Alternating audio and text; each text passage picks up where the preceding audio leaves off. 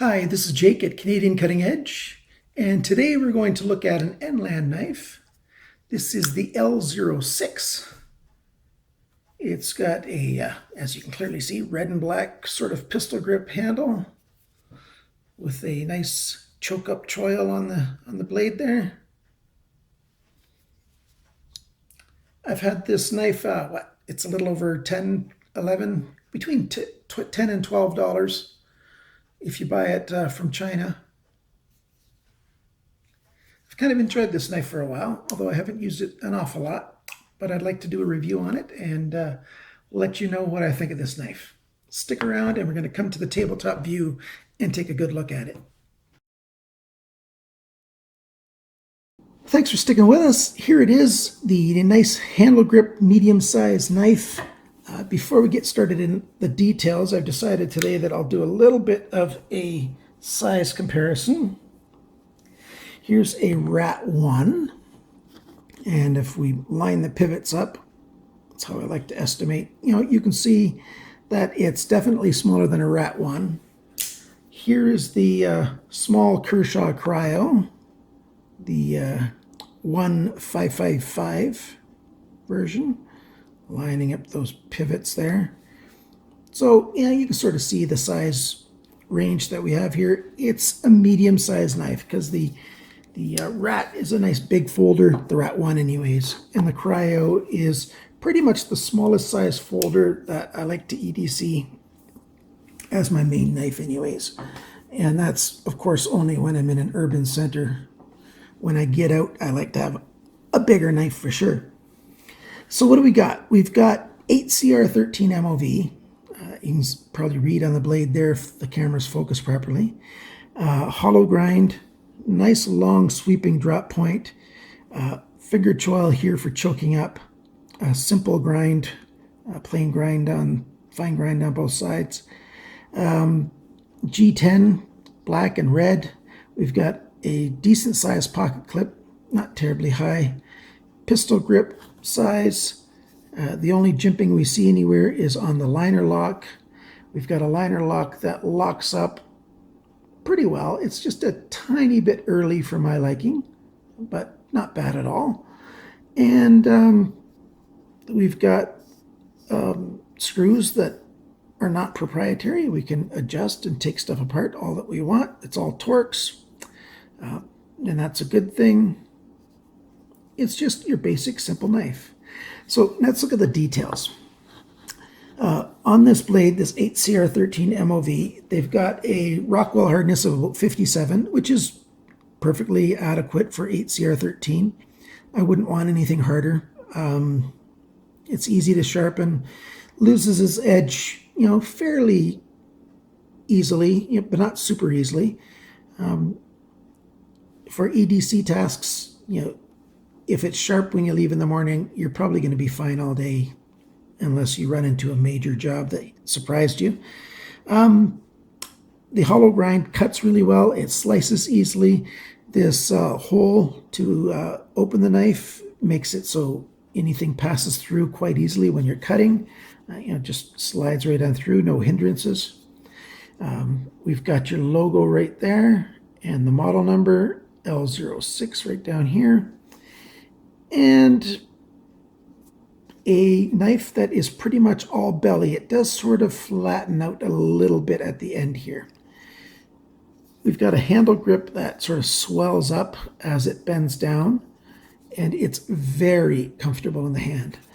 My favorite style of knife for my my grip preference is a gentle handle grip kind of knife. It just seems to be what fits me and suits me rather well, and it's just one of the best things that I like about a knife is when it comes that way. It's if you want blade forward, it's a good grip that way. If you want the blade back, it doesn't hold very well in this kind of this hold just doesn't work, but that's okay. You got this choke up way of holding it, and that's good for some fine tasks, fine cutting. It works really well. I would have preferred maybe a little bit of jimping up here because I find my finger doesn't, it doesn't quite, my thumb I should say, doesn't get quite the purchase that I want on there.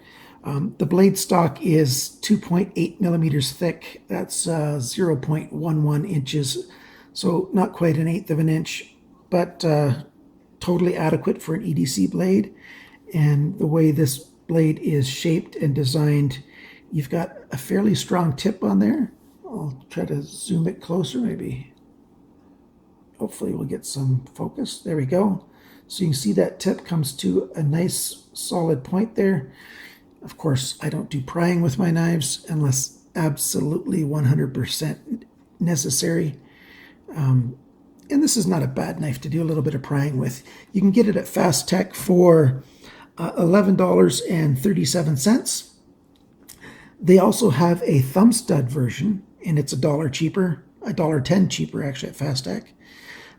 You can buy this in North America at Amazon.com, but then you're paying, for this one, you're paying $23 and then $4.50 for shipping, so $27.50 for this knife. That's starting to get a little pricey for the thing. And if you want the thumb stud version, you save yourself $1 and you've got $22 plus $4.50 shipping. So if it was I'd be buying this from China because you'll have to get it imported either way to Canada, since I am a Canadian. So I'd take it from China.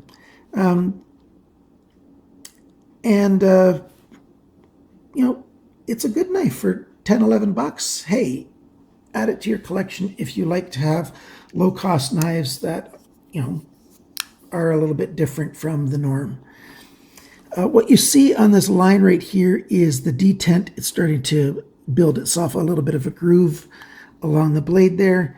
I don't usually like to see that, but on a low-priced knife, it's not a big problem. The detent ball sits in that hole that you see right there, and then it slides all the way around, and when the blade locks, it's out of the way. So I don't really like to see that that wear line, but sometimes even real expensive knives have that, so that's not a big problem. Let's talk about the washers. It has one bronze washer and one nylon washer, so that's very typical. If you're looking at it this way, you might be able to see that white nylon washer on this side. The bronze washer's thinner. You can just get a hint of it in that perspective right there. I like this knife. It feels good. It looks good. It doesn't flip though. I can't just do that, make it flick out. If I do a lot of wrist action, I can get it to go a little bit. If I make the pivot any looser, then I start to get blade play. So right now I've got no blade play back and forth, up and down. It's rock solid, but it's a knife that you deploy using the thumb hole or the thumb stud, and you do it the traditional way that older people do. The funky flick and make it fly kind of thing just isn't working that well for this knife.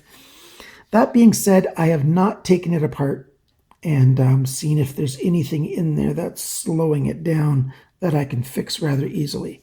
The action feels smooth. There's no grinding. There's no, nothing feels odd or wrong.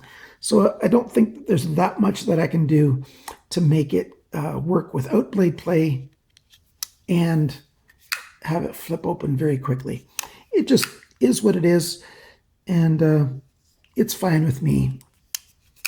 I've never in my life come across an incident where I needed to whip out my knife in a major hurry.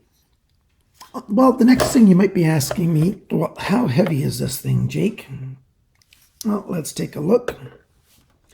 It is 112 grams, which is right on 4 ounces. So I know some people have a 4-ounce limit. There you go. This guy just comes within that limit. And if you like low-cost knives, it's decent. One of the things I don't really like is the pocket clip. You're riding over an inch of exposure because this comes up to a nice tip here. And it's tip down only, and it's right side only. I wish they'd spend just a little bit more money, a little more time charge me another $1 and put on a clip that is nice deep carry and can be put in at least tip up and tip down orientation, if not all 4 ways. It's really not that hard to do, I don't think.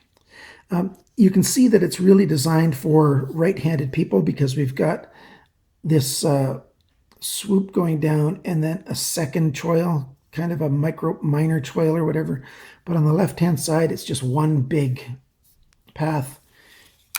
It's easy enough to do with the left hand, as you can clearly see. So I don't know. I would have liked it to be made the same way on both sides in this particular instance. We don't need this little hump there. The problem is that hump that's right there exposes a little bit of the fit and finish issue on here. The G10 isn't totally lined up with the scales everywhere. Not that I expect it to be perfect. Again, we're talking about $11 knife, but they did a good job, a fairly good job with mating the 2 surfaces of G10. On the thumb clip side, the left side, it's done very well. And on this other side, it's just done okay. There's a little bit of separation that you can see. Maybe I'll zoom in a little bit.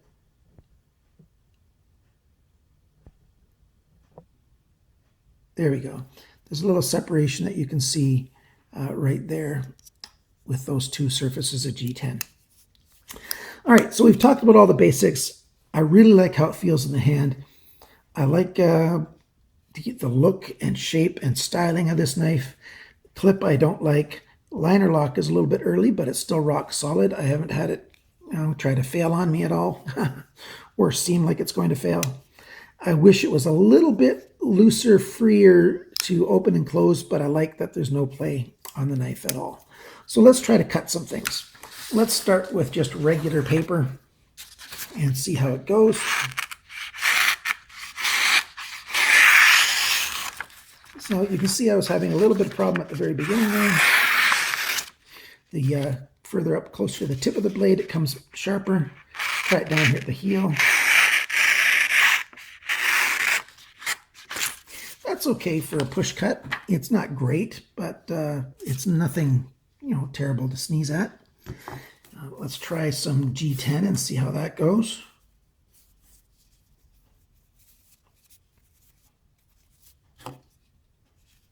There's 4 layers of G10.